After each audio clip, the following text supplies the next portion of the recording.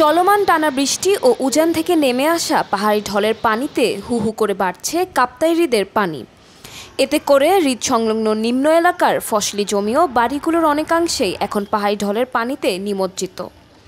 কাপ্তাই হ্রদের পানি বৃদ্ধিতে রাঙ্গামাটির নিচু অঞ্চলের হাজারো মানুষ পানিবন্দী অবস্থায় দুর্ভোগে পড়েছে। এদিকে কাপ্তাই হ্রদের পানি বৃদ্ধিতে ইতোমধ্যেই জলবিদ্যুৎ কেন্দ্রে বেড়েছে বিদ্যুৎ উৎপাদন। দেশের একমাত্র জলবিদ্যুৎ উৎপাদন কেন্দ্র হিসেবে পরিচিত কর্ণফুলী পানি বিদ্যুৎ কেন্দ্রের কন্ট্রোল রুম সূত্র জানায়, রোববার ২৭ জুলাই বেলা ৪:৩০ পর্যন্ত কাপ্তাই লেকে ১০৪.১৪ foot mean sea level, rule curve ৮৮.১৬ ফুট পানি রয়েছে।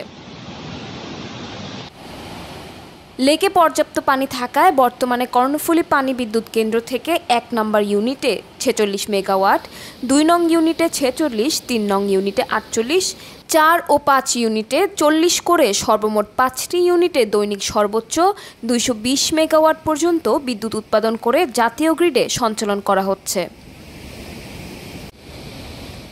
এদিকে দীর্ঘদিন ড্রেজিং না হওয়ায় কাপ্তাই হ্রদের তলদেশ ভরাট হয়ে নির্দিষ্ট স্তর উপরের দিকে উঠে গেছে।